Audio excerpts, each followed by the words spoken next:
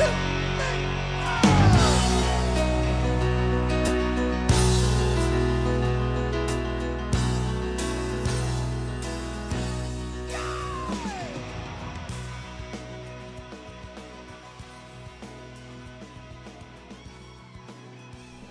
good morning. Welcome back to the Broadcast Retirement Network.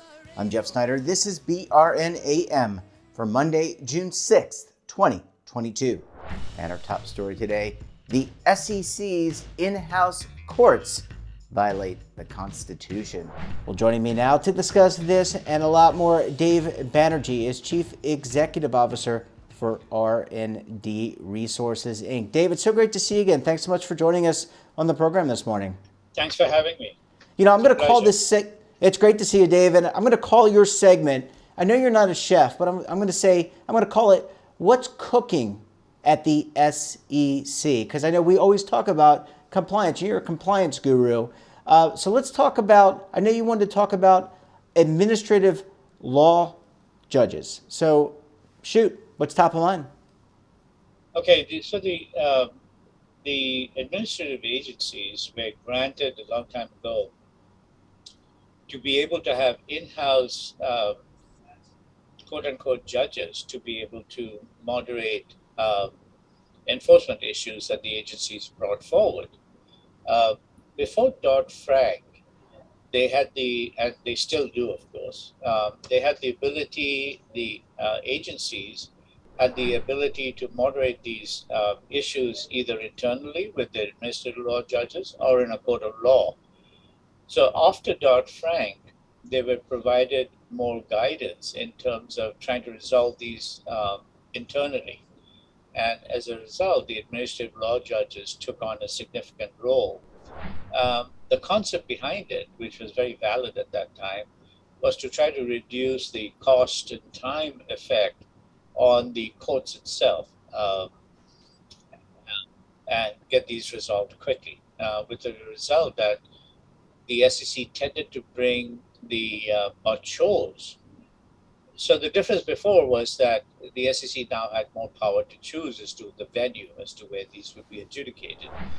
And they chose to go the administrative law judge route internally, as a result of which practically 4 out of 5, or over 80%, are now done in-house as opposed to going through the court system. And the items that are sent to the court are items that are more complex in nature, that require a much more expanded review than anything that's technical, where the admission of fault and inspections were pretty much cut and dry. Those were brought in-house. So Dave, let me ask you, the SEC is part of the executive branch. Right. There's a legislative branch, right? I'm going back to my civics education. And then there's a judicial branch. Is there a conflict by having judges within the SEC provide, I guess, what are effectively legal opinions in some ways? They're administrative judges, but is that a conflict, and how would that? So let's start with that question. Is that a conflict, and is that in the best interest of those that the SEC has oversight of? So that's where a court recently, about 3-4 weeks ago, basically came down and saying that the process is unconstitutional because of 2 items. It does not comply with the Administrative Procedures Act and Title III that permits everybody that's been accused to a jury of their peers. So those were the 2 fundamental factors. But keep in mind, though, that the administrative law judges were approved by Congress and the executive branch as being a efficient mode of resolving items. So there's nothing wrong with the way it was structured. The fact that it was interpreted or used selectively with certain constitutional violations was what the court was referring to in their opinion 3-4 weeks ago. We still don't know if the SEC will appeal that because it's a major issue. Mm-hmm. there's other issues that are going on. But what it boils down to, and this is my personal opinion, is not the use of ALJs, but the process being subject to abuse, and at certain instances, which is what was brought forward and is still being contested, is really which leads to abuse under the color of authority. So. Yeah, and again, I'm not a constitutional scholar. Right. I'm barely excellent at what I do. But what's this mean for, in general? I've been reading, and I think you post a lot on social media about some of the court cases. There's been a lot of either arbitration, trials, adjudications, however you want to term them, of some bad actors in the Correct. space. What does this mean if you are someone that is accused, because you have a right to defend yourself in this country, but what does it mean for those that may have to go through this process? Is it concerning? Is it something that they need to think hard about? It is. You never want to get what's called a Wells notice from the SEC indicating that you're being reviewed or being subject to an investigation and possible enforcement. There's cost involved. The administrative agencies, there's no recourse. It's a one-way expenditure in terms of a legal defense or amounting to a legal defense.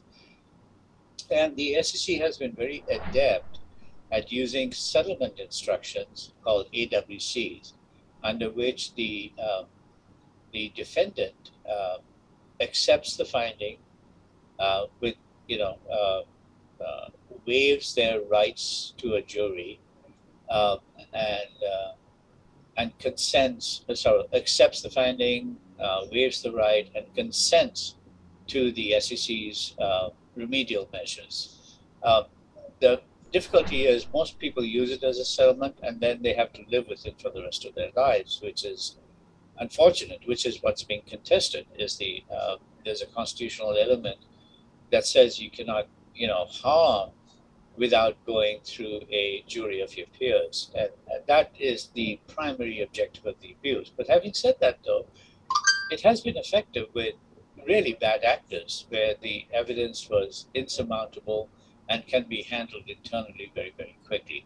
It's the outliers. Now, having said outliers, the stats are kind of skewed. I really don't say the big picture, but if 80% are brought in-house, of the 80%, over 95% are won by the SEC. And if it's taken to the court system, the SEC's chances of winning are still high, but they are in the 60% range, 65% range. Right. So,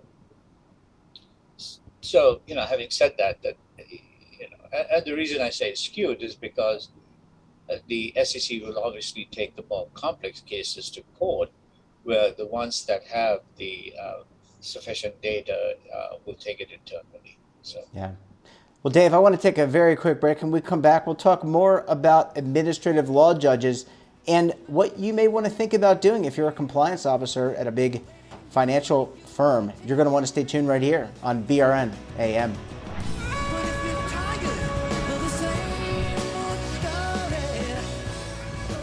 Imagine a new television network that will make you richer, healthier, and in control of your financial future.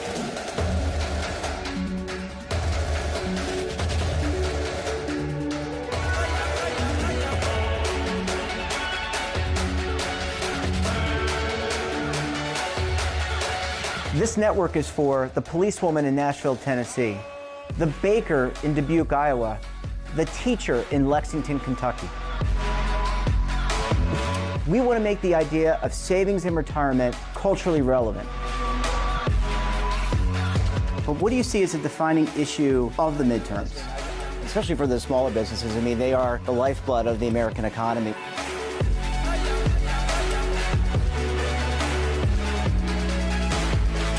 Featuring exclusive interviews, current affairs, and docuseries.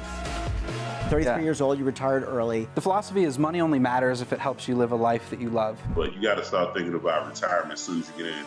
The Broadcast Retirement Network will drive very high engagement with premium partnerships. So this isn't retirement and savings for your parents or grandparents. This is for all Americans. And we're going to change the way you think about money.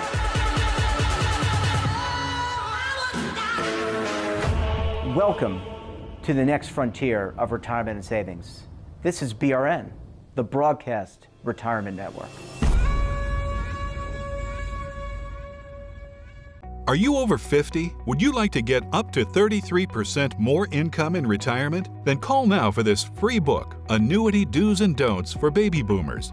This free book reveals little-known secrets about annuity strategies that will help you make the right choices before buying an annuity. Call right now for your free book, and as a bonus, we'll also throw in a free annuity rate report, both absolutely free for calling Annuity General today. Call 800-504-8194.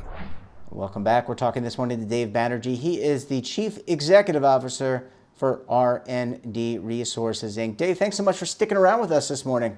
Thank you. And like I said, I'm going to call this show "Cooking." What's cooking at the SEC? It'll be Dave Bauerjee. I can see you having your own cooking show. But let's follow up on the conversation that we were just having in segment one about administrative law judges. And now, who does this impact? Because I went to commercial break talking about financial firms, but it's more than financial firms, right? There's corporate. This impacts corporate officers. The SEC has purview over a lot of things. Correct. Even the investing public, cryptos, blockchain, digital assets, public company officers, even private company officers engaged in fraud. And, so investment advisors, broker-dealers, title insurance companies, so custodians. So it's pretty broad-based. Anybody can be affected by the ALJ system. They used to have 5 ALJs. The total universe of administrative law judges is about 1,500. And it covers more than one agency than the SEC, the FDA, the Consumer Finance Protection Board, the PCOB, they all have administrative law judges.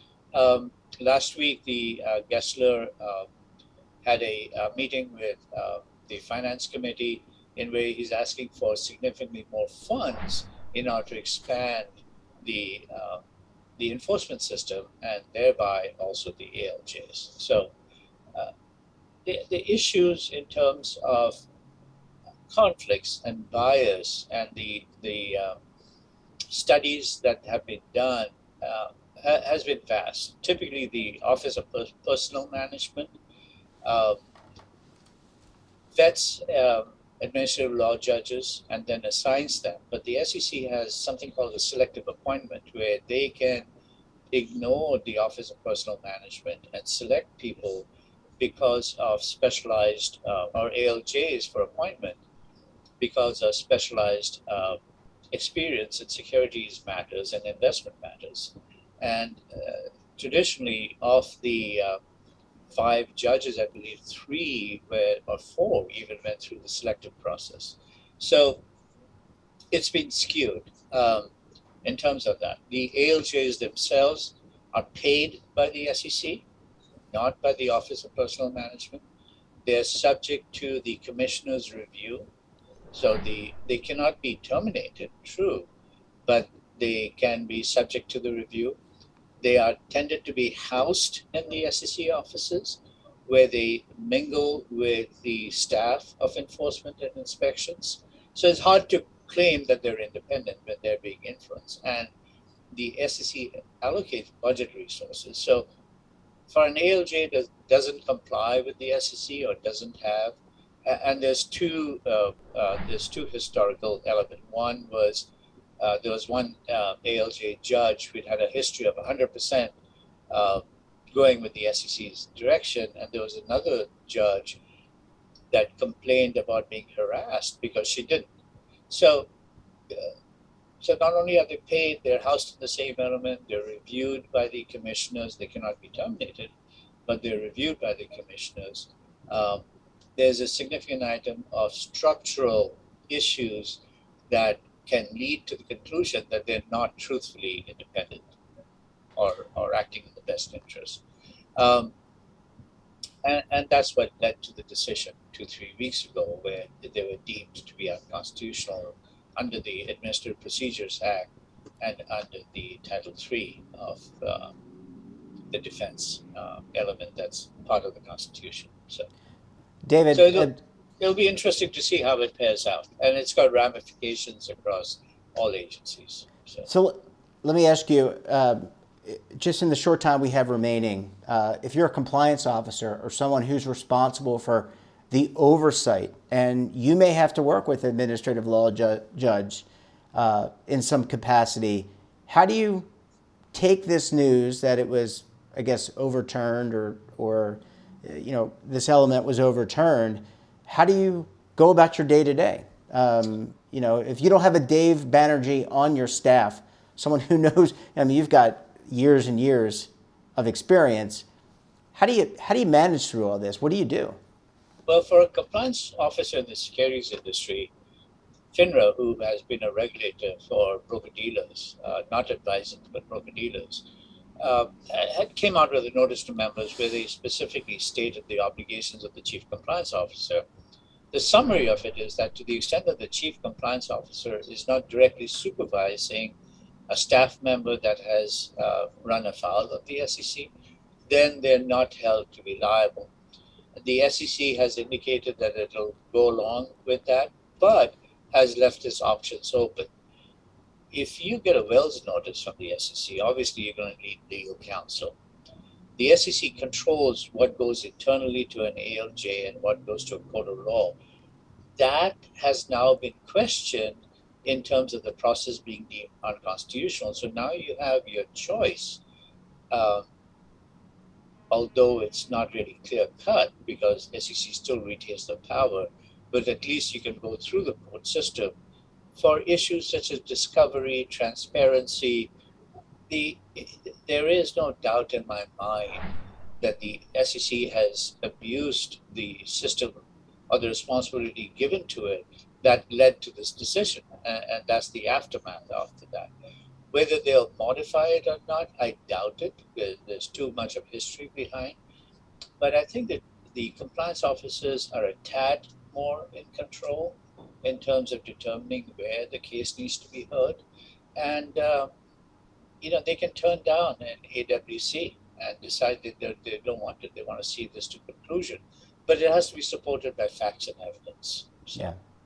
Well, Dave, there's a lot going on, as you said, with cryptocurrency, greenwashing, and ESG. There's a lot of work that the SEC is doing. So I would expect more enforcement, not less enforcement. I think we'll be talking about this issue for quite some time. Dave Banerjee, always a pleasure chatting with you. I always walk out of the room smarter. Well, I'm not really. I get off the show a lot smarter. Really appreciate you coming on the program. Thank you so much. And we look forward to having you back on the program again very soon. Thank you. Thanks for having me. That wraps up this episode of BRN AM. Have a topic of interest, something you think we should talk to, drop us a line. And don't forget, for all the latest security news and lifestyle, wellness, finance, tech, so much more, check out today's edition of our daily newsletter, The Morning Pulse. Want to search our archives, check out our latest content, or visit our website and our streaming partners. We're back again tomorrow for another edition of BRN AM. Until then, I'm Jeff Snyder. Stay safe, keep on saving, and don't forget, roll with the changes.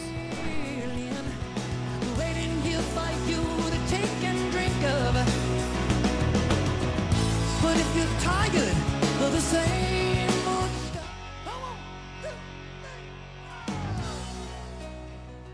now is your opportunity to co-create content around any topic on the First Lifestyle and Wellness Network. Reach a global audience through our platform and co-own exclusive branded content. All of our programs are available on demand and also as audio-only podcasts, so you can take us on the go. Broadcast Retirement Network, available anytime, anywhere, and on any device. Are you being audited and do you owe the IRS $10,000 or more in back taxes? Is the IRS threatening to take more of your money? Don't fight the IRS alone. The Tax Doctor is here to help you negotiate your tax bill and reduce your stress. The IRS can freeze your assets and seize your bank accounts, but you can stop these IRS actions. The Tax Doctor will work with you using our years of experience to represent your case to help you get the best resolution under the IRS guidelines. Help is here to deal with the IRS to reduce your stress. We've handled thousands of cases, so we know what we're doing. If you owe $10,000 or more in back taxes, do not call the IRS alone. Call a Tax Doctor now for a tax emergency analysis. Call 800-224-6439.